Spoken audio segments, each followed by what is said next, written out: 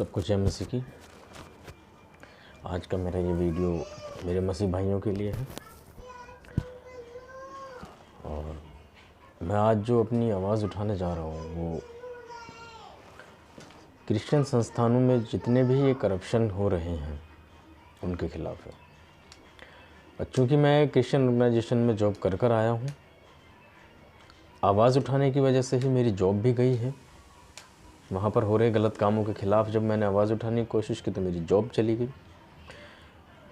Job जाने के बाद जब मैंने उस करप्शन को लोगों के सामने लाने की कोशिश की तो मुझे दूसरे लोगों के द्वारा, मेरे चर्च के लोगों के द्वारा, जो वहाँ पर पुराने स्टाफ थे उन लोगों के द्वारा, या फिर जो प्रेजेंट स्टाफ थे उन लोगों के द्वारा भी ये कहकर रोक दिया गया कि आप अभी बहुत छोटी पोस्ट पर हो और ये सब लोग बहुत बड़े हैं तो आप इनका कुछ नहीं कर सकते हो।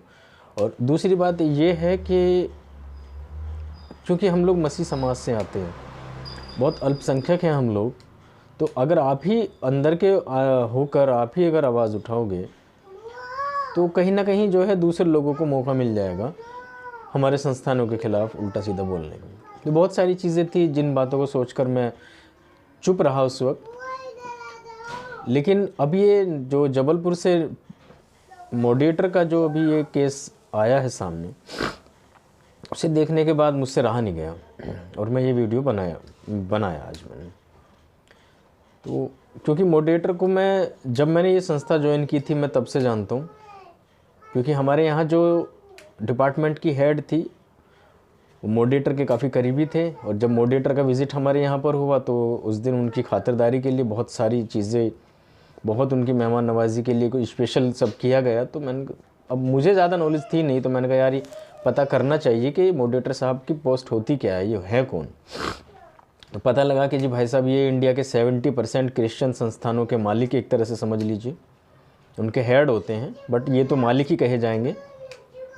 जिस तरह से इन्होंने अपने आप को इस्तेमाल किया, और तब लगा कि यार इतनी बड़ी पोस्ट पर हैं, अधिकारी हैं, तो जाहिर सी बात है कि इनके बारे में थोड़ा बहुत तो जानना ही चाहिए।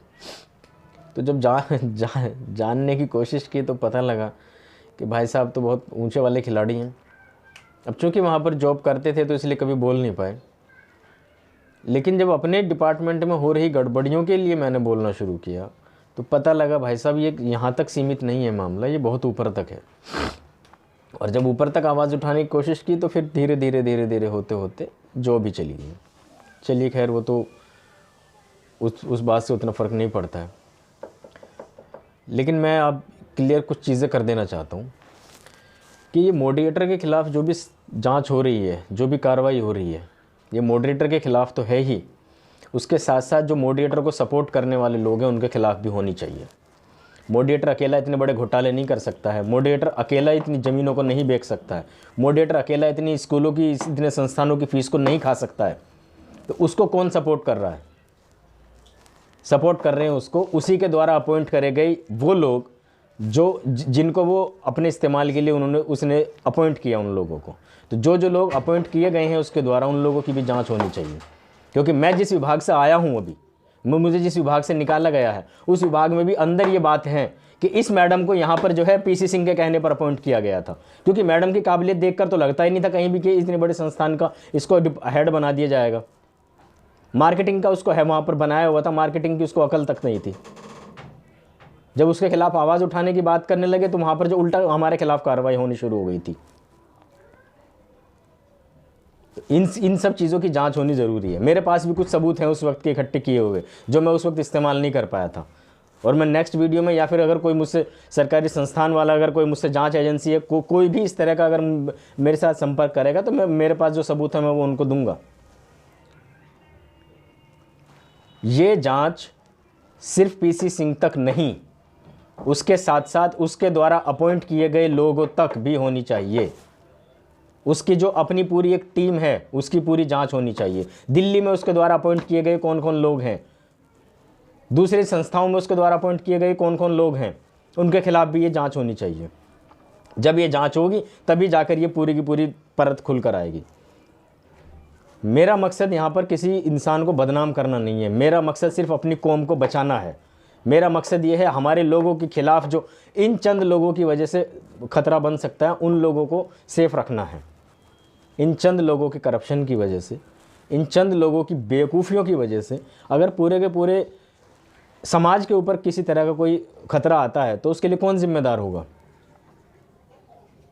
इतनी बड़ी बड़ी संस्थाएं हैं, हम लोगों ने लोगों को शिक्षा दी, हम लोगों ने लोगों की हेल्थ से हेल्प की, हम लोगों ने बहुत सारे अलग अलग तरीक़ों से लोगों की यहाँ पर हेल्प की है।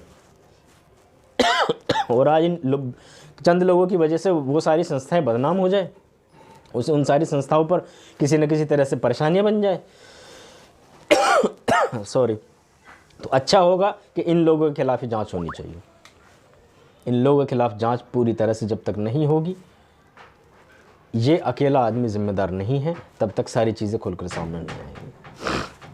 आज मेरी तबीयत थोड़ी ठीक नहीं है, मैं नेक्स्ट वीडियो में आपको सारी चीज़ें खोलकर बताऊंगा। धन्यवाद।